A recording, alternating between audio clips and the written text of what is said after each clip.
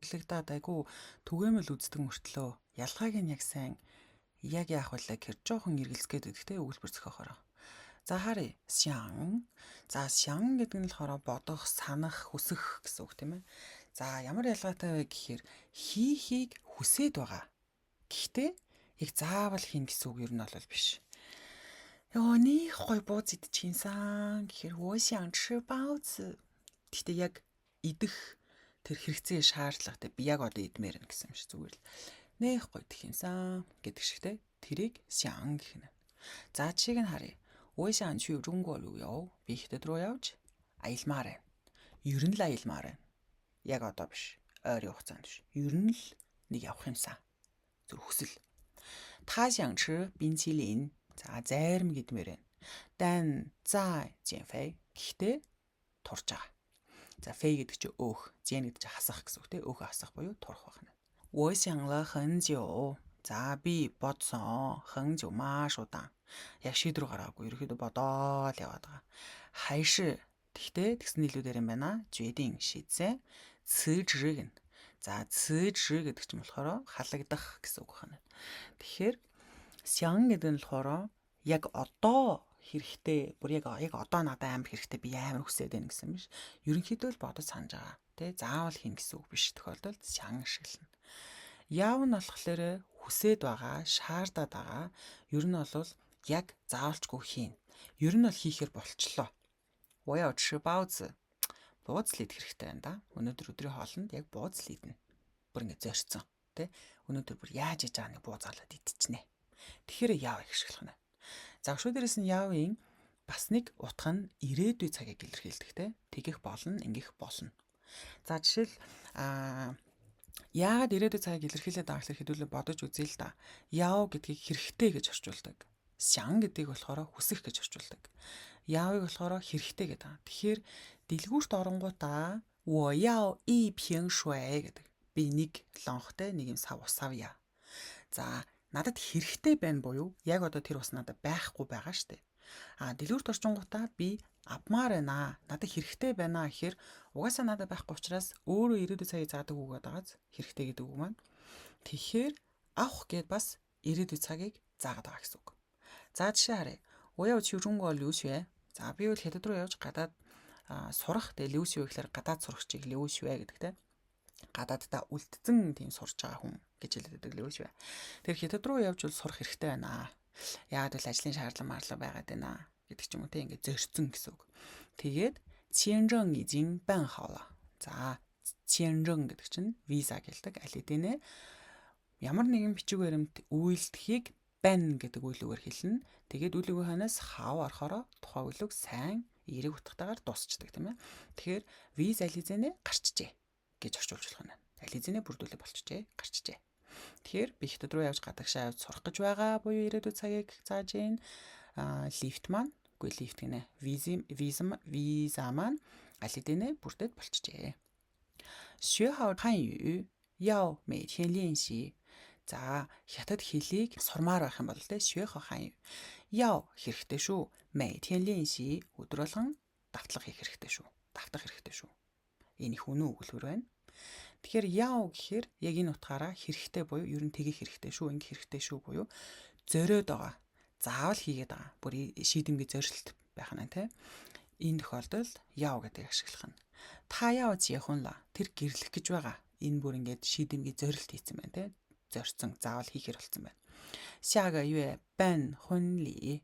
За ямар нэгэн бичиг баримт албан ёсны зүйлийг бань гэдэг үйлүүгээр хэлнэ гэсэн. Тэгэхээр дараа сар нь хурим болно. Тэгэхээр энэ бань бас их олон янзаар орчуулагдах нь шүү. За тэгвэл 想要гэдэг нь болохоор ямар санаатай вэ гэхээр 想要хоёулынгийн нийлүүлж тэ. Тэгэхээр илүү гүн гүнзгий, илүү хүчтэй хүслийг 想要гэдэг. Гэхдээ бас яг яв дангаараа орж байгаа юм шиг бүртээ яг ингэ зорчоогүй.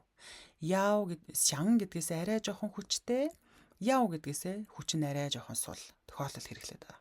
Тэгэд ихэвчлэн ярианы хэлэнд аягүй хэрэглэгдэнэ. За, ни даоди сян яв шама. Чи даоди явж. Тэ? Чи явж яг юу хүсэж байгаа? Яг яах гээд байгаа? Тэ? Тэр хүсэл нь биелчих магадгүй, Гэхдээ тэрнээсээ арай шан гэдгээсээ биелэх магадлал нь арай их учраас арай илүү хүчтэй. Яв гэдэг нь яг тийм юм зориод байгаа гэдгээсээ арай жоохон сулгахаараа шан яв. Тэр чи яг явж юу гэсэд яг яах гээд. 他想要一个幸福的家庭. За тэр бол нэгэн ажиглалтай гэр бүлийг хүсдэг, тийм ээ. Тэгэхээр одоо санааг нь ойлгож байна уу? Шан гэдгээсээ бүр зүгээр л нэг гоё гэр бүлтэй болох юмсан. Би ер нь тэгж л боддөө шүү дээ. Гэх юм бол шан байж болж байна, тийм. Гэхдээ ер нь бол эн чинь ажиглалтай гэр бүлтэй болох нь ер нь бол жоохон зориг маягтай, тийм. Ер нь хүн болгон л ажиглалтай гэр бүлтэй болох хүсэж байгаа. Тэгэхээр шангаас арай жоохон хүчтэй.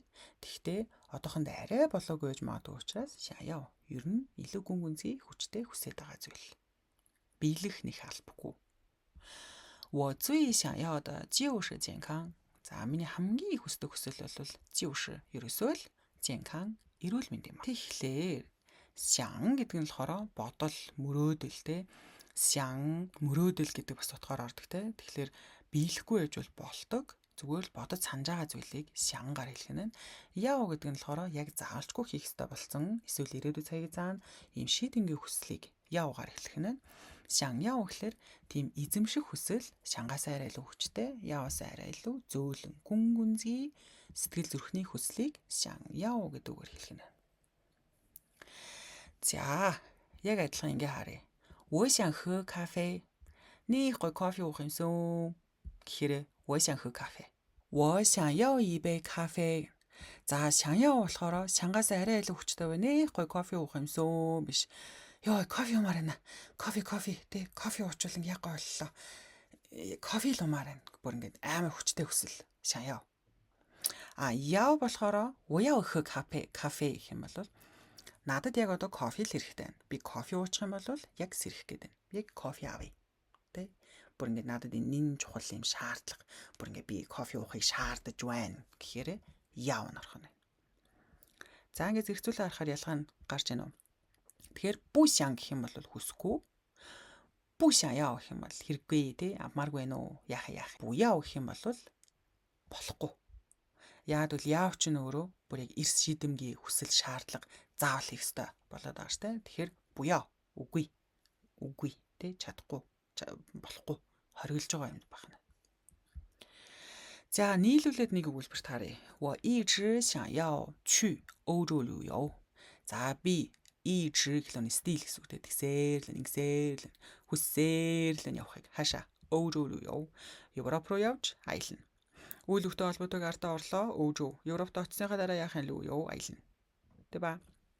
但гэхдээ 真正要去的话. За, жинхнээсээ яг явах хэрэгтэй болчих юм бол дөхва гэд үйлмэн төсөл дөхва гэх юм бол тэг юм бол инх юм бол гэх юм. 还需要存很多钱. За, бас нэмээд шаардлагатай цүн хадгалах, нөөх, хоримтлуулах гэсэн үг те. 很多钱 маш их мөнгө хадгалах хэрэгтэй шүү дээ. Шаардлагатай шүү дээ. За, 需要нь бүр яваасаа бүр илүү хүчтэй хэлбэр. 他想了很久. Тэр маш удаан бодсон. Бодоод л байсан, хүсээд л байсан, бодоод л байсан. Ерөнхийдөө. 终于 эцэст нь нэг юм 明白 ойлгосон. 自己真正想要的是什么? Өөрийнхөө жинхнээсээ хүсээд байгаа нь 是 бол 什么? Юу гэдгийг тэр эцэст нь нэг юм 明白 ойлгосон. Нөгөө 明白 了解, 理解, 知道, 认识 бүгдийн ялгааг нас хэлсэн баг тий. Тэгэхээр тэр хичээлээ үзээд илүү дэлгэрэнгүй сайн үгээ ойлгоорой. 于是决定 ингээд 决定 шийдсэн. За, энэ холбоос үг шүү. Ингээд шийдсэн. 要换 солих шаардлагатай байна. Тэ? Бүр ингээд солих хэрэгтэй байна. Бүр ингээд шийдэмгий хэлж байгаа үг те. Яг солих бүр хэрэгтэй болсон юм байна. 一番新工作. Нэг шинэ ажил солих хэрэгтэй болсон юм байна гэж ингээд тэр шийдсэн. За, тэгэхээр өмнө нь зүгээр ажилласаа гарах уу явах уу гэж зүгээр бодоод яваадсан. Тэ? Яг зориг биш, хийх албагүй зүгээр бодоод байгаа.